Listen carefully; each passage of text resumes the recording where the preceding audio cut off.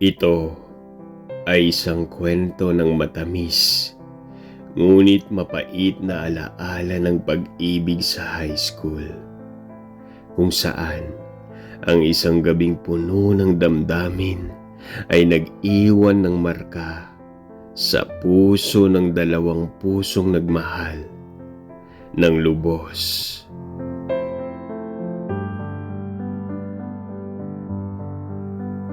Ang campus ng St. Ignatius High School ay tila isang eksena mula sa isang lumang pelikula tuwing dapit hapon. Ang mga estudyanteng naglalakad sa ilalim ng mapusyaw na liwanag ng lumulubog na araw. Ang mga tawanan at kulitan sa malawak na quadrangle at ang amoy ng bagong dilig na damo na humahalo sa hanging dumarampi sa balat. Si Dino ay isang tahimik ngunit matalinong estudyante. Hindi siya tulad ng ibang lalaki sa kanilang batch na laging laman ng court o sikat sa buong paaralan. Mas gusto niyang magbasa ng libro sa ilalim ng punong akasya sa gilid ng campus. Pero kahit ganon, hindi siya nakaligtas sa paningin ng isang dalagang matagal ng lihim na humahanga sa kanya. Si Anika. Si Anika ang tipo ng babaeng hindi mahirap magustuhan. Mahaba ang buhok, maaliwalas ang buka, at may matatamis na ngiti na tila kayang pawiin ang pagod ng kahit na sino man sa isang tingin lang. Ngunit sa kabila ng kanyang kasikatan bilang miyembro ng dance troupe ng kanilang eskwelahan, may isang sikreto siyang hindi masabi kahit kanino man. Matagal na niyang hinahangaan si Dino. At ang kanilang kwento ay nagsimula sa isang pagkakataong tila itinadhana, ang huling sayaw ng taon.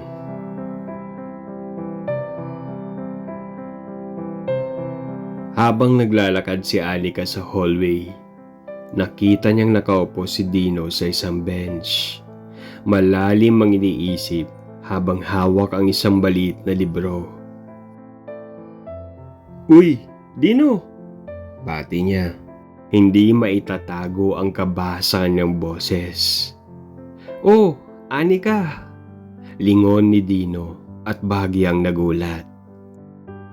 "Maitatanong sana ako," sambit ni Anika na pinakiramdaman ng sarili at nilakasan ang kanyang loob. Gusto mo bang maging dance partner ko sa prom?" Halatang nagulat si Dino. Hindi niya inaasahan ang alok na iyon. Alam niyang maraming ibang lalaki ang mas karapat-dapat kay Anika. Tila ito'y isang malaking biro sa kanyang isipan. Pero nang makita niya ang sinseridad sa mga mata ng dalaga, hindi na niya kaya o nagawang tumanggi pa. "Sige," sagot niya.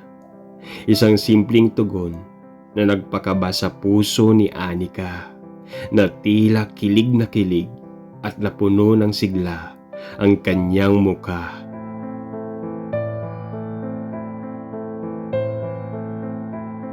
At doon nagsimula ang isang gabing hindi nila malilimutan.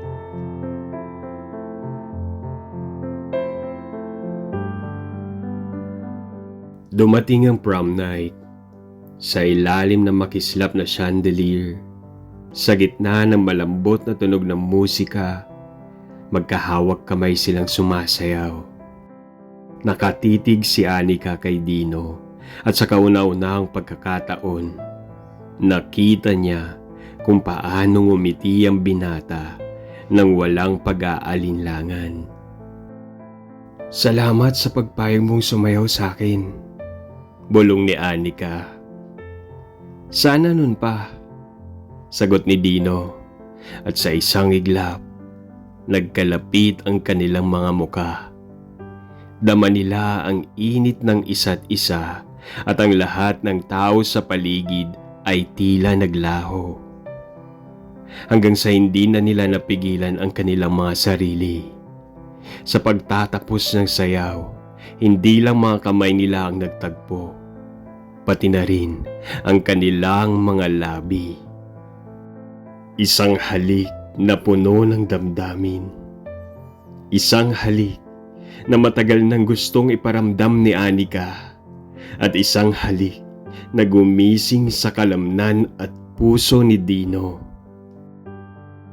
Nang matapos ang kanilang sayaw, nagdesisyon sina Anika at Dino na lumayo saglit sa ingay ng musika at ingay ng kanilang mga kaklase.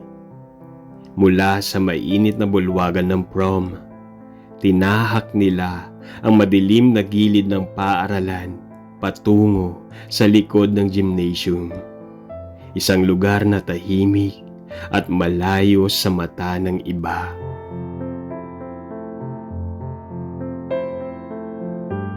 Ang malamig na simoy ng hangin ng Marso ay bahagyang dumampi sa kanilang balat. Ngunit sa loob nila, may ibang init na lumiliyab. Sa ilalim ng anino ng malalabay na puno, doon tumigil si Anika. Marahang bumaling kay Dino. Ang liwanag ng buwan ay nagbigay ng mapusyaw na sinag sa kanyang muka. Pinatitingkad ang kinang ng kanyang mga mata. Dino. Mahina ngunit puno ng damdamin ang kanyang tinig. Tila isang bulong sa hangin. Hindi sumagot si Dino. Ngunit sa kanyang mga mata ay may lumalalim na pananabik. Dahan-dahang lumapit si Anika. Inilalapit ang kanyang katawan sa binata. Nang magtagpo ang kanilang mga labi, nagsimula iyon sa isang banayad na halik. Mabagal at malambot, isang tikim pa lang ng pagnanasa. Ngunit hindi nagtagal, ang kanilang halik ay naging mas mainit at mas mapusok. Pinalalim ni Dino ang kanilang halikan. Hinahanap ang bawat sulok ng kanyang labi, habang ang mga kamay ni Anika ay gumagapang sa kanyang batok, marahang humihigpit sa kanyang buhok. Dino, muling sambit ni Anika. Ngunit sa pagkakataong ito, may halong paghihingalo ang kanyang boses. Tinatangay ng kiliti at matinding pagnanasa. Pinagapang ni Dino ang kanyang labi pababa sa leeg ng dalaga. Malumanay na hinahalikan ang kanyang balat. Nilalasap ang init nito. Napasinghap si Anika nang maramdaman ang init na dampi ng kanyang labi. Lalo na nang marahan siyang kagatin sa kanyang sensitibong bahagi. Unti-unting bumababa ang kamay ni Dino. Dumaan sa hubog ng likod ni Anika. Marahang hinihimas ang kanyang balikat pababa sa kanyang bewang. Ang kanilang katawan ay tuluyang naglapat. Walang espasyo sa pagitan nila. At dama nila ang bawat pintig ng kanilang mga puso. Nandito lang tayo, bulong ni Dino sa kanyang tainga, bago muling bumalik ang kanyang labi sa kanya. Ang bawat halik, bawat haplos ay unti-unting nagpapainit sa kanilang katawan. Pakiramdam ni Anika ay natutupok siya ng apoy. Isang apoy na hindi niya gustong patayin. Nang bumaba ang kamay ni Dino, hinaplos ang kanyang hita. Unti-unting gumapang pataas. Hindi na niya napigilan ang pagdaing. "Dino, gusto kita," sambit ni Anika. Sa ilalim ng madilim na langit, sa isang sulok kung saan sila lang ang nakakaalam, isinuko nila ang kanilang sarili sa isa't isa. Ang mga halik ay naging mas mapusok, ang mga kamay ay naging mas matapang, at ang bawat sandali ay tila isang hangganang hindi na nila kayang pigilan. Walang salitang kailangang sabihin. Ang kanilang katawan na ang nag-uusap. Sa bawat galaw, sa bawat daing, tinatakan nila ang gabing iyon bilang isang alaala ng matinding pagnanasa at di inaasahang pagmamahal.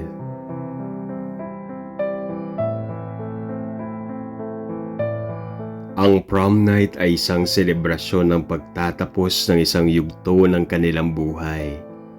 Ngunit para kina Anika at Dino, ito ang naging simula ng isang gabing hindi nila kailanman makakalimutan.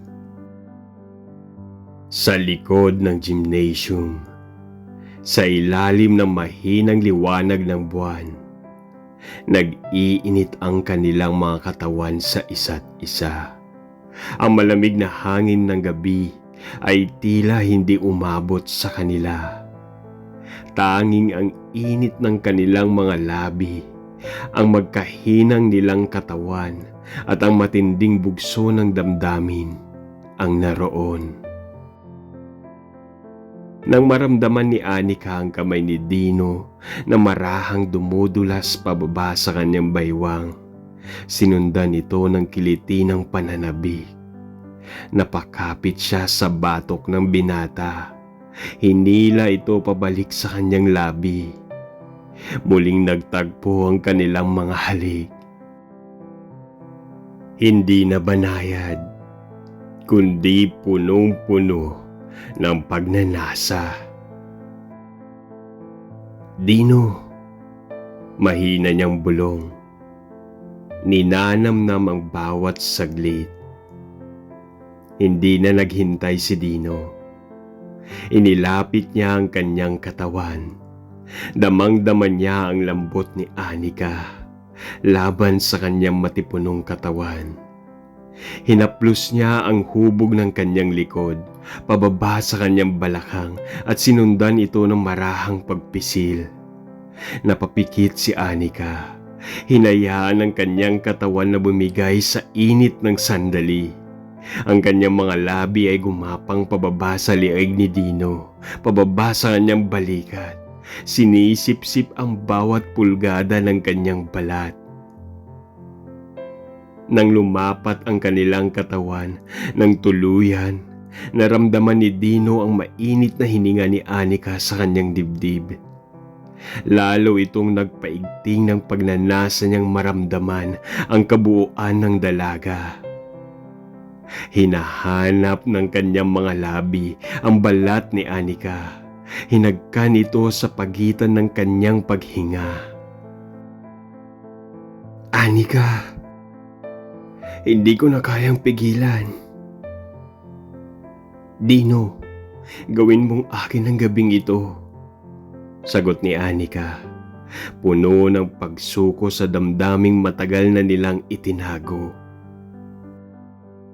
At sa gabing iyon, sa tahimik na sulok ng paaralan kung saan walang ibang makakakita, pinakawalan nila ang lahat ng init at pagnanasa. Walang natirang puwang sa pagitan nila, tanging ang paglalapat ng kanilang hubad na damdamin at katawan.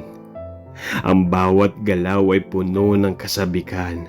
Ang bawat halik ay umaapoy at ang bawat sandali ay nagdudulot ng hindi mailarawang sarap. Sa ilalim ng liwanag ng buwan, habang ang kanilang mga katawan ay nagkakaisa sa isang matinding pagsabog ng emosyon at pagnanasa, iniukit nila ang gabing iyon bilang isang alaala na habang buhay nilang dadalhin.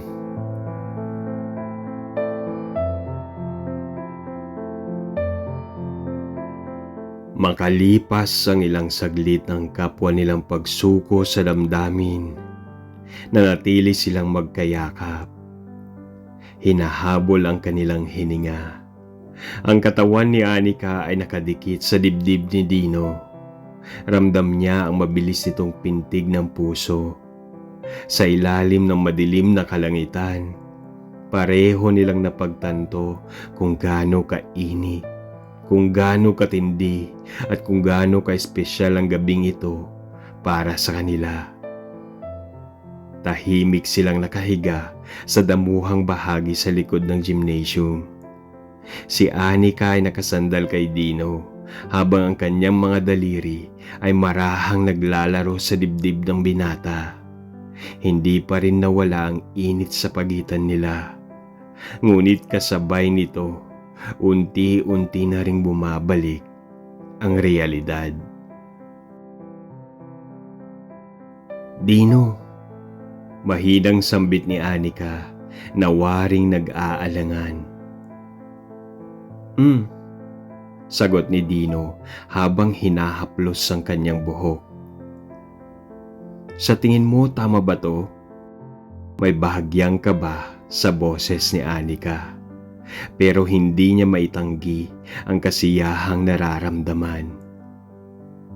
Tumahimik si Dino ng ilang saglit bago tumingin sa kanya. Walang mali sa nararamdaman natin, Anika. Alam kong hindi ko pagsisisihan ang gabing ito. Napangiti si Anika, ngunit sa loob niya ay may bahagyang pangamba.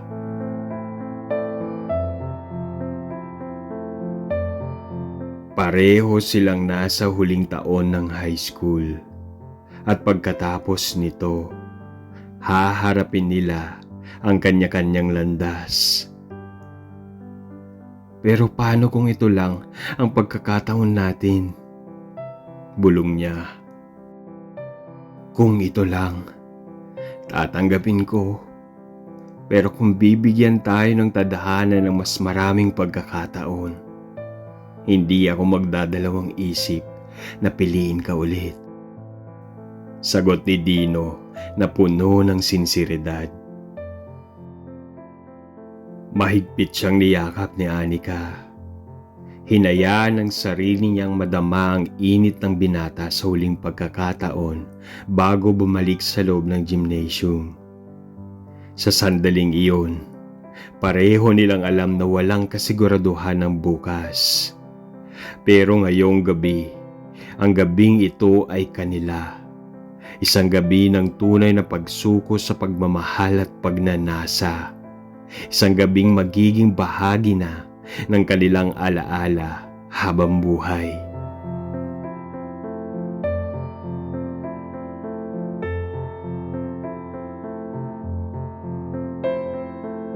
Pagbalik nila sa loob ng gymnasium, bumalik ang ingay at liwanag ng prom night. Tila isang mundong malayo sa madilim, mainit at pribadong sandaling pinagsaluhan nila sa likod ng eskwelahan. Sa gitna ng sumasayaw ng mga estudyante, magkahawak pa rin ang kanilang mga kamay. Ngunit may kakaibang bigat sa kanilang mga tingin. Si Anika ang unang bumitaw. Marahang inilayo ang kamay mula kay Dino at tumingin sa kanya ng may malambing ngunit mapait na ngiti. Dito na tayo maghiwalay, Dino. Napakunot ang noo ng binata. Anong ibig mong sabihin? Huminga ng malalim si Anika. Tila iniipon ang tapang na sabihin ang mga salitang alam niyang masasaktan silang dalawa. mahalaga sa akin ang gabing ito. Ikaw ang gusto kong makasama. Pero alam natin kung anong mangyayari pagkatapos nito. Alam ni Dino ang tinutukoy niya. Ilang linggo na lang kasi bago ang graduation at si Anika ay lilipad papunta sa ibang bansa para magkolehiyo. Habang siya ay mananatili rito para sa scholarship na inaalok sa kanya. Alam nilang wala silang pangako sa isa't isa. At ang gabing iyon ay isang sandali na ipinagkaloob lamang ng pagkakataon. Pero hindi niya kayang basta na lang palampasin iyon. Bakit kailangang matapos agad? Tanong niya, bahagyang napapailing. Anika, pwede naman nating subukan. Hindi ko gustong matapos ang lahat ngayong gabi lang. Ngumiti si Anika. Ngunit sa likod ng ngiti niyang iyon ay may lungkot. Inabot niya ang mukha ni Dino. Hinaplos iyon ng banayad. Waring inaalala ang bawat detalye. Dahil ayokong dumating sa puntong magiging mas mahirap na ang lahat. Mas magandang tandaan natin ang gabing ito na maganda, mainit at hindi puno ng sakit. Nanahimik si Dino. Gusto niyang lumaban. Gusto niyang sabihin kay Anika na maaari nilang ipaglaban ang kanilang nararamdaman. Pero sa kaibuturan ng puso niya, alam niyang tama ito. Ang mas matagal nilang ipaglalaban ang isang bagay na hindi maaring magtagal ay mas masakit ang magiging dulo nito.